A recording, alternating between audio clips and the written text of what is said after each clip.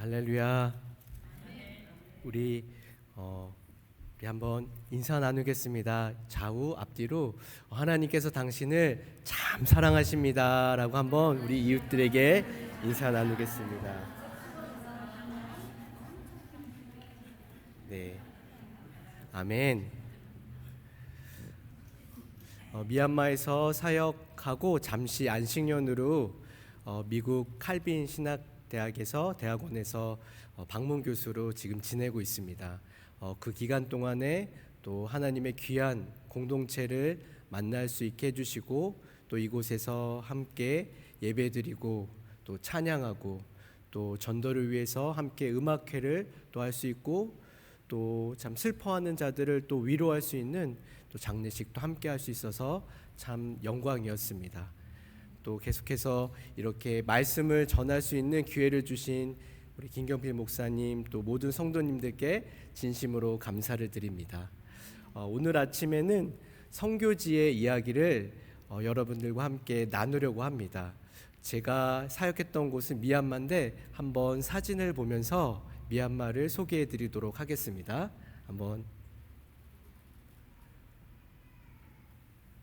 네, 여기 보시면 미얀마가 어느 나라인가 또 잘 아시는 분도 계시는데 모르시는 분들을 위해서 미얀마는 이제 북동쪽으로 보시면 우리가 잘 알고 있는 중국을 국경으로 하고 있고요.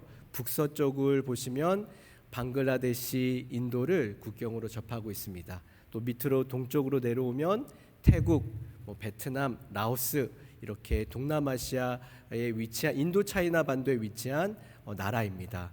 저희 나라 한국과 비교하면 땅덩어리가 3배 정도 되지만 인구는 대한민국과 비슷합니다. 이 인구의 대부분이 89%가 그 다음 장 넘겨주시면 89%의 인구가 예수님을 알지 못하는 불교도들입니다. 이분들에게 예수님의 사랑과 복음을 전하기 위해서 그 다음 장 넘겨주시면 저희 가정이 2019년 8월 달에 이제 미얀마에 들어가서 언어도 배우고 또 복음을 나누려고 했습니다. 그 당시 땐 굉장히 아이들이 어렸습니다. 어떤 사역을 했는지 말로 다 표현하면 시간이 걸려서 이 시간에 준비한 영상을 짧게 보고 계속해서 말씀을 나누도록 하겠습니다. 영상 보시겠습니다. 미얀마는 여전히 지금 내전 상황 가운데 있습니다. 또 군부와 시민군이 계속해서 전쟁 가운데 있어서 최근 2024년 1월 달부터 또 18살에서 35살 청년들 남녀노소 구별하지 않고 징집 명령을 내려서 참 아비규환 가운데 있습니다. 참 미얀마의 상황들이 하나님의 은혜 가운데 잘 또 해결될 수 있도록 계속해서 기도 부탁드리겠습니다. 그리고 이 땅 가운데 하나님의 공의와 정의가 또 임할 뿐만 아니라 그리스도의 계절이 임하여서 복음으로 많은 사람들이 또 예수 그리스도를 믿을 수 있는 은혜가 임할 수 있도록 기도 부탁드리겠습니다. 이 시간에는 내려놓고 흘려보내는 삶이라는 주제로 로마서 7장 21절 말씀을 기초로 해서 간증식으로 설교를 나누도록 하겠습니다. 오늘 읽은 말씀에 보면요, 하나님의 은혜가 없이는 우리들은 다 공고한 사람들이다라고 나와 있습니다.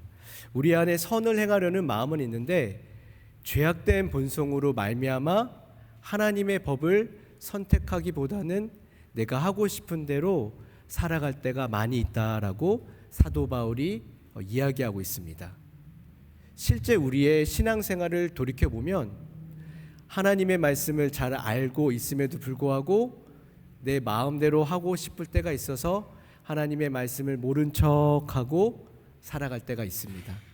우리가 기도 가운데 열심히 기도하는데 성령 하나님께서 또 감동도 주시고 또 순종하라는 마음을 주셨는데 포기하는 것이 너무나도 무섭고 아깝기도 해서 성령님의 음성에 순종하지 않고 못 들은 척하고 살아갈 때가 있습니다. 길을 가다가 가난하고 헐벗은 이웃을 바라보고 하나님께서 치근한 마음을 주셨는데도 그들에게 다가가는 것이 불편합니다. 나에게는 아무런 유익이 없습니다. 그래서 못 본 척 지나갈 때도 있습니다. 이렇게 우리는 척하며 신앙생활을 할 때가 종종 있습니다. 내 안에 하나님의 법은 있는데 너무나도 자주 이 죄악된 본성에 굴복하며 살아갈 때가 참 많이 있습니다. 우리가 일상을 살아갈 때 갈등하며 삽니다. 하나님의 말씀에 순종하며 살아가고 싶은데 이 죄악된 본성 때문에 자꾸만 내가 원하는 대로 선택하며 살아갑니다. 한 주간 동안 갈등하고 넘어지고 또 주일에 나오면 회개하고 다시 말씀으로 은혜 받고 또 주중에 가면 넘어지고 회개하고 이것이 과연 크리스찬이 삶인가라고 물어본다면 사도 바울은 아니다라고 얘기하고 있습니다. 여러분, 우리가 넘어지고 회개하고 다시 예수님 붙들고 이러한 삶이 크리스찬의 삶이 아니라 예수 그리스도 안에 있는 사람에게는 정죄함이 없다라고 사도 바울은 얘기하고 있습니다. 할렐루야. 여러분, 예수 그리스도 안에 있으면 우리는 승리자가 될 수 있다라고 하나님의 말씀은 선포하고 있습니다. 여러분, 예수님 안에 있으면 우리의 죄악된 본성에 우리가 넘어지는 것이 아니라 승리하며 예수님처럼 살아갈 수 있다라고 분명하게 우리에게 말씀하십니다. 여러분, 예수님 안에 있으면 왜냐하면 생명의 성령의 법이 있기 때문에 우리는 넉넉하게 이 땅 가운데 승리하며 살아갈 수 있습니다. 그럼 어떻게 하면 우리가 이러한 생명의 성령의 능력을 경험하며 살아갈 수 있겠습니까? 오늘 로마서 8장 3절과 4절에 보면 그 해답이 나와 있습니다. 3절과 4절에 보면 하나님께서 우리의 죄의 문제를 해결해 주시기 위해서 한 가지 방법을 선택하십니다.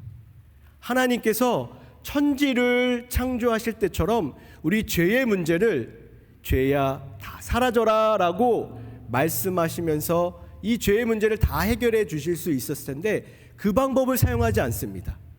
우리 인간의 죄의 문제를 해결하시기 위해서 다른 방법을 사용하시는데 바로 자기 자신을 내려놓고 이 땅에 보내셨다라는 것입니다. 가장 사랑하시는 독생자 예수 그리스도를 내려놓고 가장 필요한 우리들에게 보내주셨다라는 것입니다. 여러분, 이것이 하나님 나라의 법칙입니다. 하나님 나라의 법칙은요, 꽉 붙잡고 살아가는 인생이 아니라 내려놓고 흘려보낼 때 그 비어있는 공간 가운데 생명의 성령의 놀라운 역사가 일어나는 것들을 우리가 볼 수가 있습니다. 여러분, 세상의 법칙은요, 사고 파는 것입니다. 사고 파는 것. 어떻게 하면 내가 더 많이 벌 수 있을까? 내가 더 이득을 취할 수 있을까? 사고 파는 것인데 하나님 나라의 법칙은요, 받을 수 없는 자격, 그 사람에게도 하나님께서 거저 은혜를 주시기 위해서 내려놓고 흘려보내고 그것들을 받으면서 살아가는 삶이 하나님 나라의 이 삶입니다. 이것을 우리는 은혜라고 부릅니다. 여러분, 하나님 나라의 삶을 사는 사람들은요, 은혜로 충만한 사람들입니다. 하나님께서 주신 은혜들을 꽉 붙잡고 살아가는 인생이 아니라 주신 은혜들 너무나도 감사해서 다시 한번 이것들을 내려놓고 하나님 나라를 위해서 흘려보내면 나는 아무것도 없어요, 하나님. 그런데요, 놀라운 일이 일어납니다. 아무것도 없는 이곳 가운데 다시 한번 생명의 성령의 능력으로 채워지는 놀라운 역사가 일어납니다.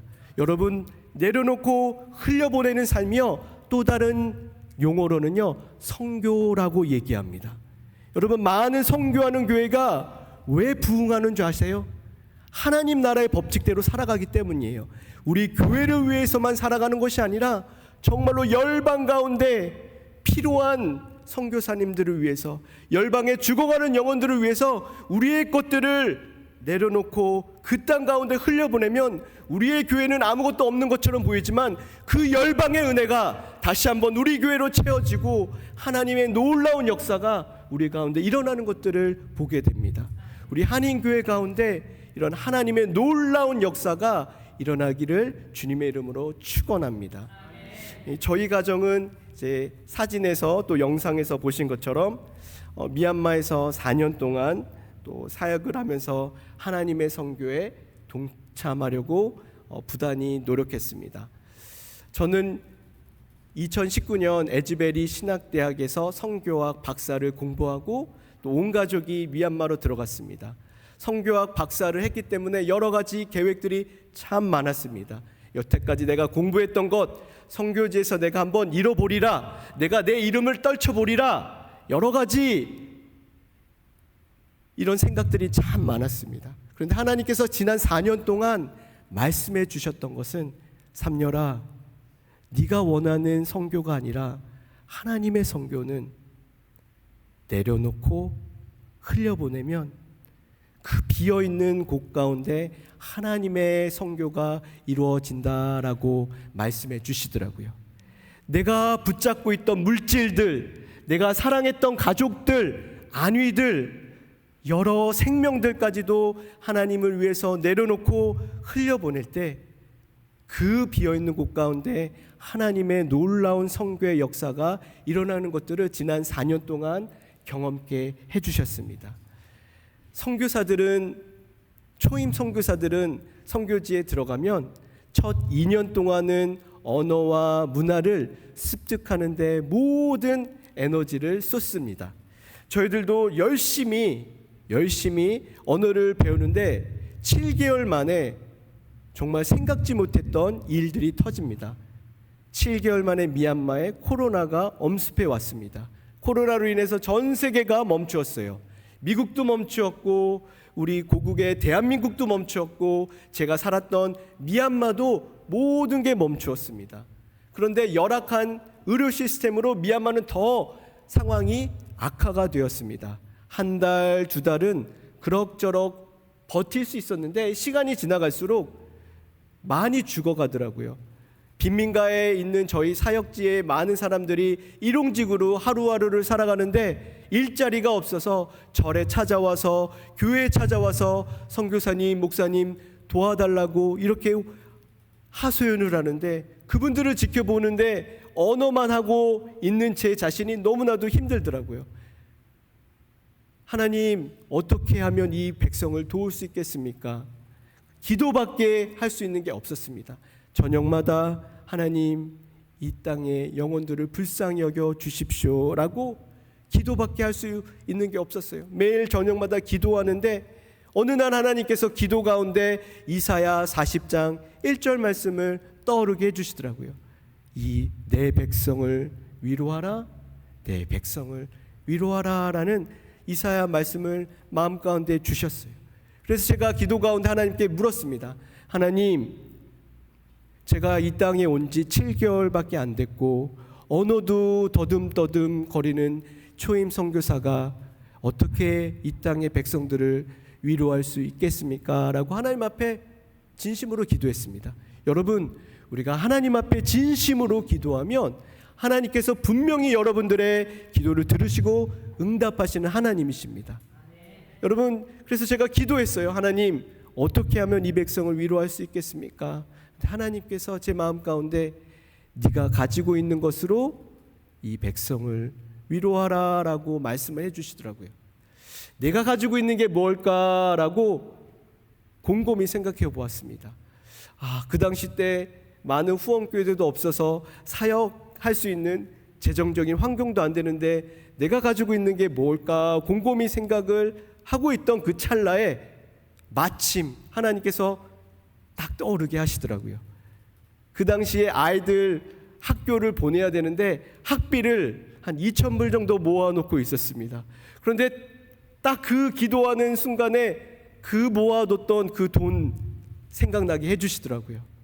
여러분, 하나님께서 생각나게 해주시면 순종하라라는 뜻이었는데 딱 떠오르니까 내 마음 가운데 이렇게 기도드렸습니다. 솔직하게 하나님께 기도드렸어요. 하나님, 우리 자녀들은 그냥 저희 따라온 아이들인데 이 아이들한테도 사역의 짐을 지으시려고 하면 어떻게 해요? 얘네 학교 가야 되잖아요. 이거 안 내면 뭐 학교 못 가는데 하나님 어떡할까요? 라고 솔직하게 하나님 앞에 얘기 드렸어요. 참 선교사도 믿음이 없습니다, 여러분. 그 땅 가운데 갔다라고 헌신했지만 또 가족, 자녀들 문제 앞에 다 이렇게 놓여지니까 하나님 앞에 하나님의 음성을 들려주셨음에도 불구하고 못 들은 척하고 이렇게 하나님 앞에 기도를 하더라고요. 그래서 하나님, 다른 방법 없을까요? 라고 이렇게 하나님 앞에 기도하는데 아무런 말씀을 하지 않더라고요. 마음이 무거웠습니다. 어떻게 해야 되나? 순종을 해야 하면 우리 자녀들 홈스쿨링을 해야 되는데 고민이 참 많았습니다. 그때부터 잔머리를 막 쓰기 시작했어요. 다른 방법이 없을까? 그 당시 때 함께 동역했던 선임 선교사님이 계셨습니다. 선임 선교사님은 20년 전에 미얀마에 들어와서 굉장히 탁월하게 사역을 잘하셨기 때문에 저희 가정이 그 선교사님 사역 같이 인볼브해서 이제 사역을 하는 것이었는데, 선교사님도 코로나로 사역이 다 멈추었어요. 굉장히 많은 제자들을 또 양육하시고 제자들과 함께 여러 가지 비즈니스 애전 미션이라는 선교도 하셨는데 코로나로 장사가 없었습니다. 선교사님 그리고 그 사역지도 다 멈추었는데, 제가 이 상황들을 나누고 정말 미얀마에 많은 사람들이 죽어나가고 있는데 저희들이 용기를 내서 위축되지 말고 어떤 사역들을 하라라고 주님이 말씀하셨는데, 주님 선교사님 어떻게 생각하시나요? 라고 이렇게 같이 의견을 물으니까 선교사님도 좋은 생각이라고, 우리가 후원하는 후원자들에게, 후원 교회들에게 선교 편지를 잘 써서 그분들이 선교 후원금을 주시면 그걸로 우리가 이 어려운 이웃들을 위로하자라고 이렇게 아이디어를 주셨습니다. 너무나도 좋은 생각입니다 라고 대화를 마치고 나오는데, 선교 편지 쓰면 되겠다라고 조금 마음이 이렇게 좀 나아졌어요. 이제 아이들 학비를 하나님 앞에 안 드려도 되겠다라는 마음이 들었는데, 선교 편지를 쓰려고 하다 보니까 마음이 무거워지더라고요. 처음으로 하는 사역인데 하나님께서 순종하라고 말씀해 주셨는데 없는 척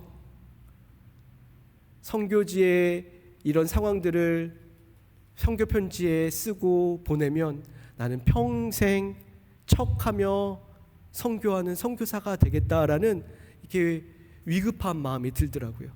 그리고 하나님께서 말씀해 주셨는데 순종하지 않으니까 마음이 너무나도 불편하더라고요. 너무나도 불편하고 마음 가운데 너무나도 막 갈등이 일어났습니다. 사탄이 계속해서 삼녀라, 너 그거 네 거잖아, 네가 모은 거잖아, 그냥 네 가족을 위해 사용해라는 이 한편의 마음과 하나님께서 삼녀라, 그것도 하나님 나라를 위해서 내려놓을 수 있겠니? 라는 이 두 마음이 막 싸우는데 하나님 앞에 기도드렸어요. 하나님, 우리 자녀들 홈스쿨링 할 때 혼내지 않고 잘 가르칠 수 있도록 도와달라고 하면서 헌금을 주님 앞에 드리기로 했습니다. 그래서 선임 선교사님 다시 찾아갔어요. 선임 선교사님, 한 가지 그런데 제가 감추고 있었던 것이 있는데 하나님이 먼저 우리 저에게 주신 은혜들 나누라고 해서 선교 편지 쓰기 전에 이 주신 은혜들 먼저 가지고 어려운 빈민가에 있는 우리 이웃들 섬기고 했으면 좋겠습니다라고 해서 그거로 어려운 이웃들에게 쌀가마니를 나누었습니다. 그리고 그것들을 기초로 해서 선교 편지를 쓰고 한 3개월만, 한국도 어렵지만 미국도 어렵지만 이 어려운 더 미얀마의 복음의 문이 열릴 수 있도록 도와달라고 선교 편지를 썼는데 너무나도 놀라운 오병이어의 기적이 일어났어요. 3개월만 부탁했는데 4개월, 5개월, 9개월 동안 우리가 그만해 주셔도 된다라고 했는데 끊임없이 하나님께서 보내주시더라고요. 끊임없이 하나님께서 놀라운 은혜들을 미얀마에 보내주셔서 정말로 많은 빈민가에 있는 분들이 정말로 쌀가마니와 필요한 생필품들을 또 받을 수 있었고, 그리고 코로나를 겪는 많은 또 의료진들에게 또 이렇게 도시락을 나눌 수 있었고, 또 아이들에게도 학용품들을 나눌 수 있는 예수 그리스도의 손과 발의 역할을 감당할 수 있었습니다. 그때 경험했던 것이 하나님 이건 안 돼요 라고 꽉 붙잡고 있었으면 예수 그리스도의 이런 축복의 통로를 경험할 수 없었을 것 같습니다. 우리의 자녀는 아주 학교를 잘 다닐 수 있었을지 모르지만 하나님의 놀라운 축복의 통로의 역할들을 감당할 수 없었을 거라 생각하게 되었습니다. 여러분, 하나님께서 원하시는 것은 하나님이 주신 그 은혜들도 하나님의 나라를 위해서 내려놓고 흘려보내면 우리만 그 은혜를 받는 것이 아니라 우리가 알 수 없는 놀라운 일들이, 하나님의 놀라운 역사가 흘러가는 것들을 볼 수가 있습니다. 우리 한인교회의 성도님들 가정 가운데, 직장 가운데, 우리 교회 가운데 하나님이 주신 많은 은혜들이 있습니다. 그것들을 붙잡고 살아가는 인생이 아니라 하나님, 우리의 자녀들의 것들도 하나님이 내려놓으시라고 하면 순종하며 내려놓겠습니다. 하나님이 원하시는 방법대로 사용해 달라고 기도했을 때 그 비어있는 공간 가운데 하나님의 놀라운 역사로 채워주시는 경험들이 여러분들의 삶 가운데 일어나기를 주님의 이름으로 축원합니다.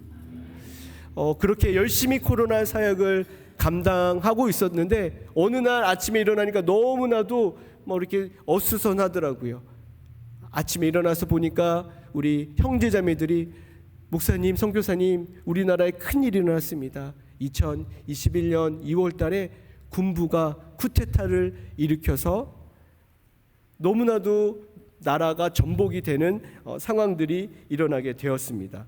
민주 시위를 열심히 이 군부를 반대하기 위해서 민주 시위에 참여한 많은 사람들이 이 군부의 칼 앞에 장사가 없어서 많이 맞기도 하고 총에 또 맞기도 하고 끌려가기도 하고 어떤 분들은 또 성폭행을 당하고 이루 말할 수 없는 정말로 현대 사회에서 이런 일들이 일어날 수 있을까라는 일들이 눈앞에서 자행이 되니까 너무나도 안타까웠습니다. 내일이라도 당장 내전이 일어날 것 같아서 많은 대사관과 그리고 선교단체들에서 선교사님들에게 공문을 보내왔어요. 국제선교단체부터 시작해서 철수하십시오라고 공문이 내려왔습니다. 한인 선교사님들은 그래도 끝까지 버티셨어요. 그런데 상황이 더 악화가 되니까 큰 선교단체들, 큰 교단들, GMS 교단들도 공문이 내려왔습니다.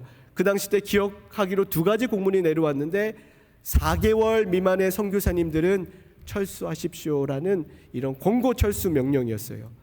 언어가 탁월하게 되지 않으면 위급한 상황 가운데 통역을 할 수 없기 때문에 철수해 주십시오라는 이런 공문이었고, 2번째 이 공문은 12살 미만의 자녀를 갖고 있는 선교사님들은 자녀들이 이 트라우마에 걸릴 수 있으니까 철수해 달라는 이런 공문이었습니다. 2가지가 다 해당이 저희한테 되는데 제가 소속된 성결교회는요, 공문이 내려왔는데 각 가정이 기도한 후에 결정하십시오라고 하더라고요. 선택해 주셨으면 너무 감사하겠는데 기도한 후에 결정하십시오라고 하니까 고민이 많이 됐습니다. 나도 따라가고 싶은데 기도한 후에 결정하라고 하셔서 기도하게 됐습니다. 그리고 그날 저녁에 가정 예배를 저희가 드렸는데 사도행전 18장 말씀을 읽고 있었는데 이 성에 내 백성이 많으니 안심하라라는 그 말씀의 문구가 눈에 확 다가오더라고요. 왜 그날 저녁에 가정 예배에 사도행전을 읽게 됐는지 모르지만 이 성에 내 백성이 많으니 안심하라라는 그 말씀이 마음을 정말로 이렇게 확 다가오더라고요. 그래서 여보, 하나님께서 우리 가정은 남아 있으라고 말씀하시는 것 같아. 우리 좀 힘들지만 조금 더 남아 있자라고 아내를 다독이고 저희는 남기로 했습니다. 그런데 주변에 이제 선교사님들, 또래 선교사님들이 저희는 이제 잠시 안식년으로 또 이렇게 교단의 정책으로 지침대로 이제 떠납니다라고 카톡 보내는데 그게 제 아내의 마음을 참 어렵게 했던 것 같습니다.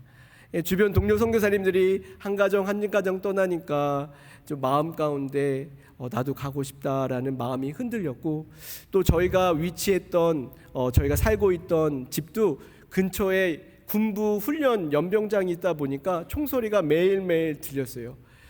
그러다 보니까 아내가 정서적으로 참 많이 흔들렸습니다. 그래도 하나님의 말씀으로 이렇게 격려하고 힘을 실어줬는데도 참 어렵더라고요. 어느 날 이제 미얀마 제자들, 청년들이 선교사님, 우리 정말로 군부의 이런 말도 안 되는 억압 앞에 민주시위하러 함께 나가요라고 말을 하는데 이 청년들의 눈빛에 레이저가 막 이렇게 쏘아지더라고요.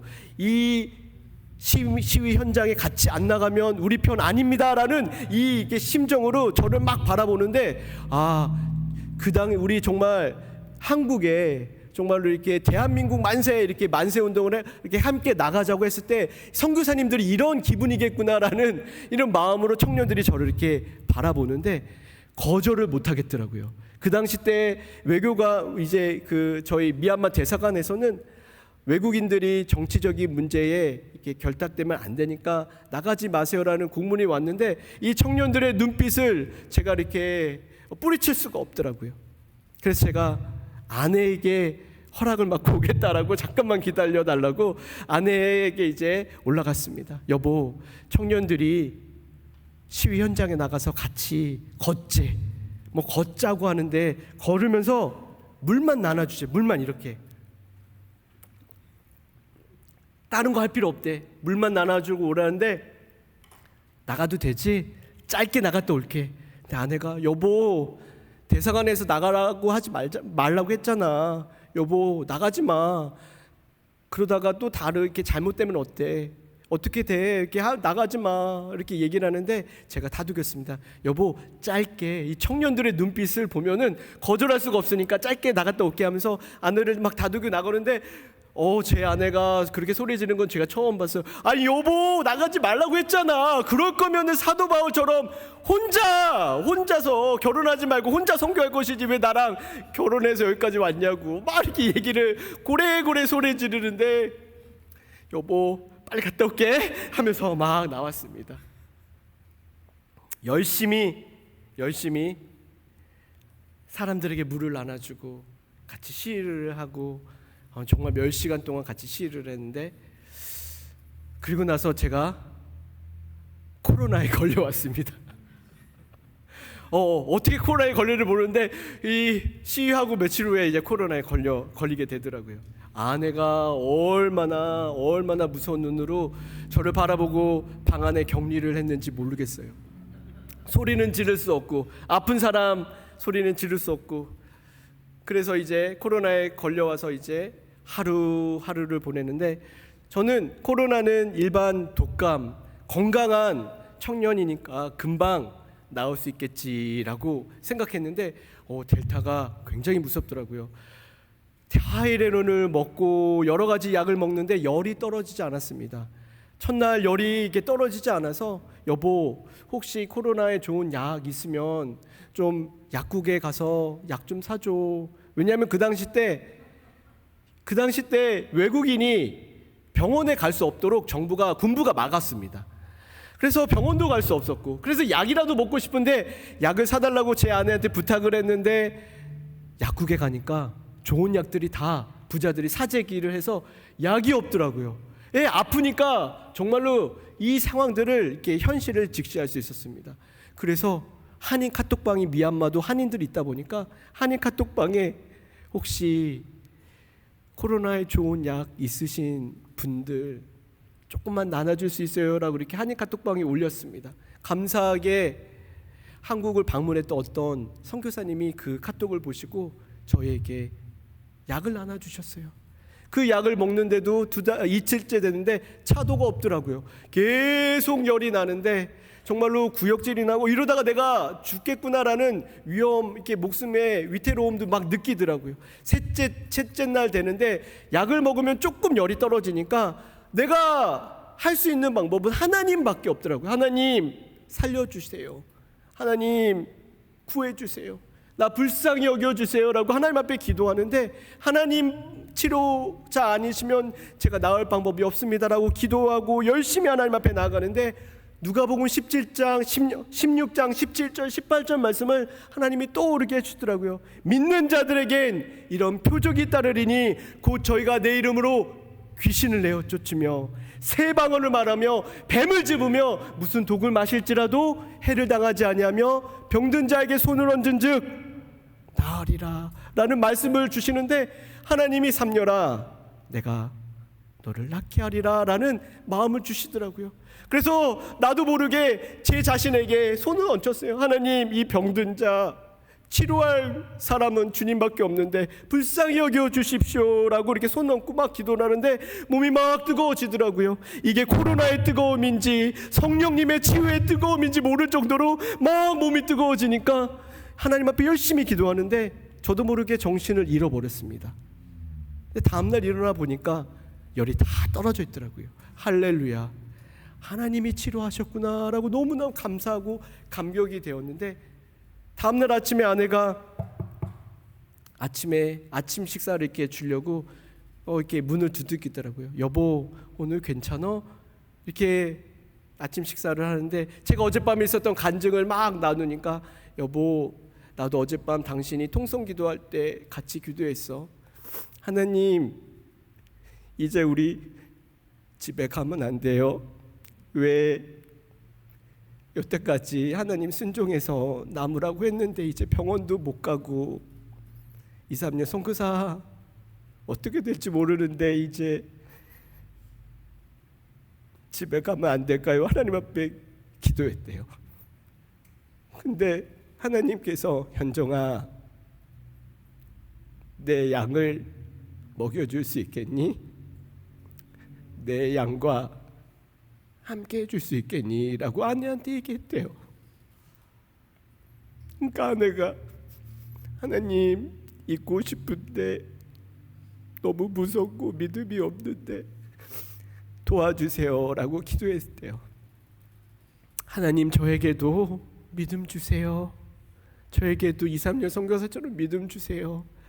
저에게도 기드온의 표징처럼 내일 일어나면 이 깃털이 다 젖은 것처럼 기드온의 표징을 주세요.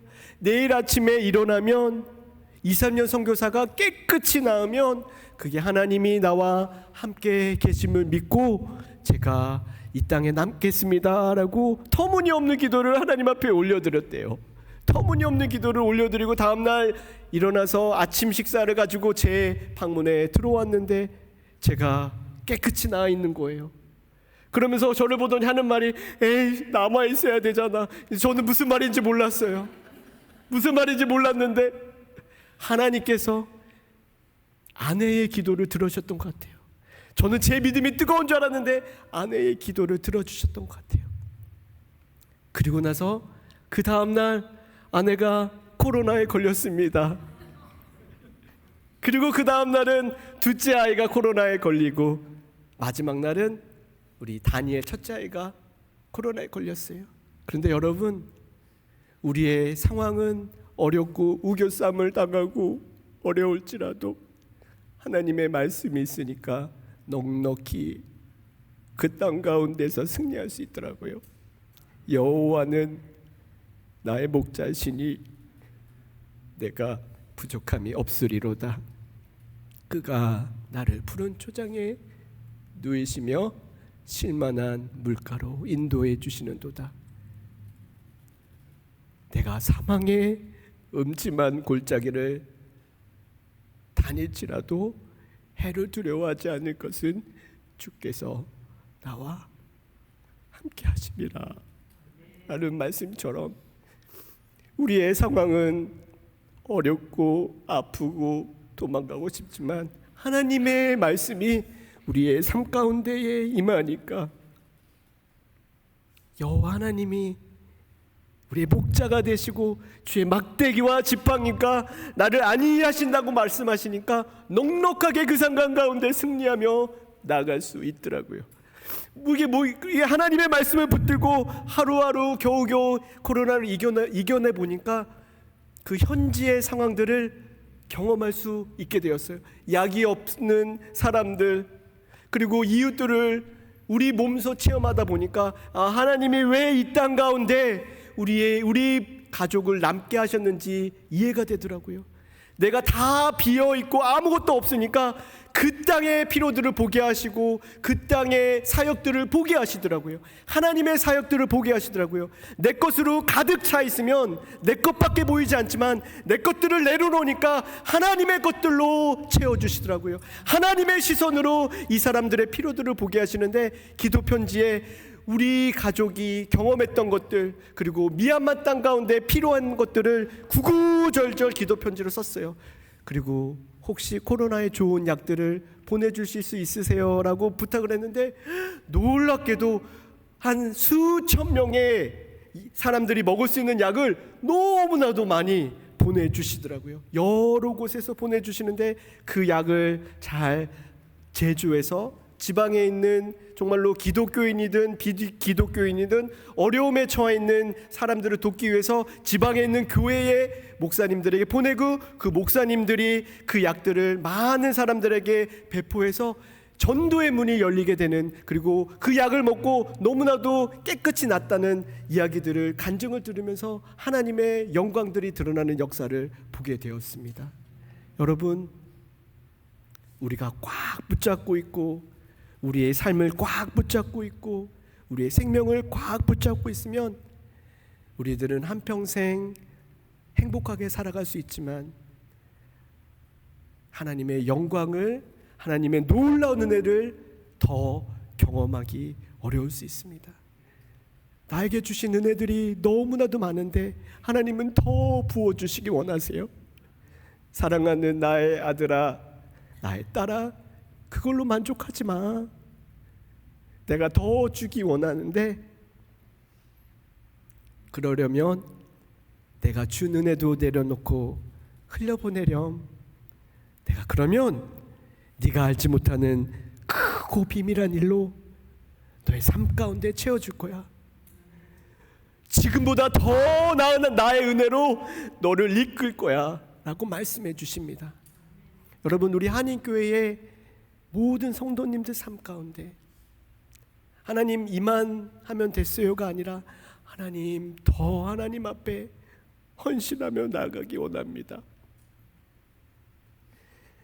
내가 누려왔던 모든 게 다 하나님의 은혜인데 어느 순간부터 내가 너무나도 많이 붙잡고 있는 것들을 보게 됩니다.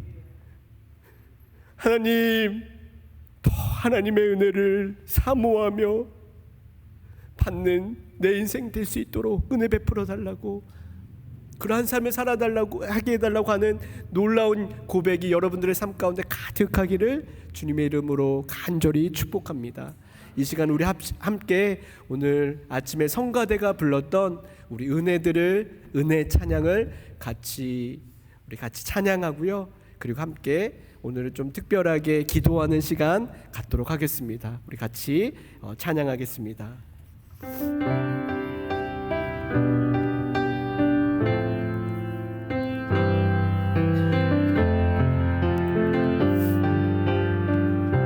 내가 누려왔던 모든 것들이 내가 누려왔던 모든 것들이 내가 지나왔던 모든 시간이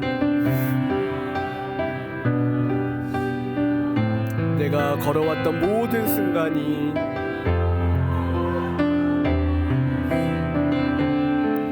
당연한 것이 아니라 은혜였소. 것 아니라 은혜였소. 아침 해가 뜨고 저녁에도 아침 해가 뜨고 저녁에도 아멘 봄에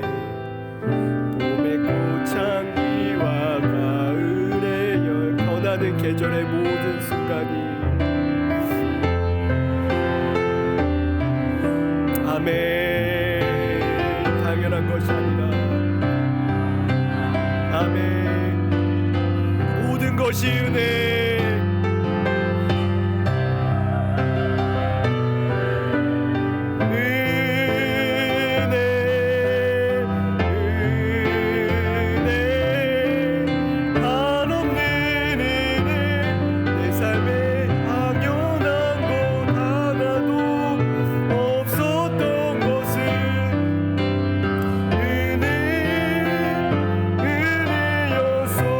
함께 기도하며 나가겠습니다.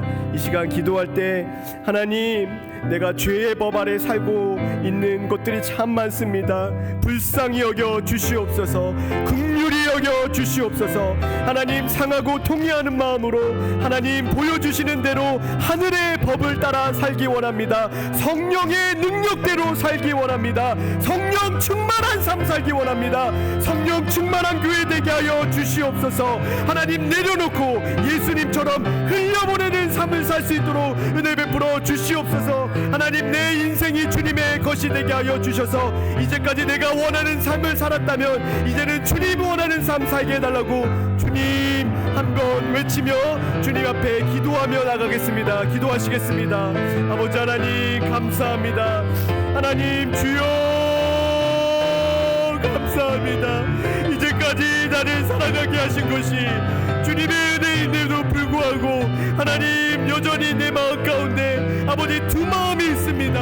아버지, 죄의 법 아래 살고자 하는 마음들이 있습니다. 내 것이 그냥 살고자 하는 마음들이 있습니다. 모든 것이 주님께서 주신 은혜임을 아버지 고백하며 다시 한번 살아가게 하여 주시옵소서. 나의 인생, 나의 생명, 나의 꿈, 하나님 모든 것이 주님의 것임을 인하여 감사를 드립니다. 이제는 척가는 인생 살아가는 것이 아니라 진짜 크리스찬 되게 하여 주시옵소서. 하나님의 치유하심을 경험케 하여 주시고 하나님의 놀라운 은혜를 경험케 하여 주시기를 간절히 기도를 드립니다. 우리 한인교회 가운데 내려놓고 흘려보내는 놀라운 축복의 통로가 되는 인생 되게 하여 주시기를 간절히 기도를 드립니다. 내 인생 주님의 것입니다. 평생 동안 주님의 것임을 인하여 감사와 찬양을 드립니다. 계속해서 사탄이 이것은 너 거야, 너를 위해 사용해라고 말씀하실 때 주님, 무익한 종, 모든 것이 다 주님의 것입니다. 모든 것이 다 주님의 것입니다 라고 고백하며 살아가는 인생 되게 하여 주시옵소서. 아버지 하나님의 놀라운 인생을, 축복의 인생을 살아갈 수 있도록 도와주시옵소서. 끝날 때까지 끝난 것이 아니오니 하나님 불러주실 때까지 순종하며 살아가는 인생 되게 하여 주시기를 간절히 기도를 드립니다. 감사합니다. 주님 하나님, 감사합니다. 나의 생명 주님의 것입니다. 하나님, 복음으로 하나님 나를 구원하여 주셨사오니 하나님, 나의 생명 주님을 위해 사용하게 하여 주시옵소서. 주님, 처음 만났을 때 주셨던 많은 은혜들, 하나님 그 은혜들, 첫사랑을 다시 회복하며 아버지 하나님, 주님처럼 날마다 내려놓고 흘려보내는 인생 되게 하여 주시옵소서. 그 비어있는 공간 가운데 하나님의 놀라운 축복으로 아버지 하나님 채워주시는 그런 인생 되게 하여 주시기를 간절히 기도를 드립니다. 하나님, 우리 충만한 인생 되게 하여 주시고 성령 충만한 우리 한인교회 되게 하여 주시옵소서. 아버지, 우리 그랜 레피지뿐만 아니라 열방으로 뻗어나가는 우리의 교회가 될 수 있도록 은혜 베풀어 주시옵소서. 감사와 찬양을 드리며 예수님의 이름으로 기도드립니다. 아멘.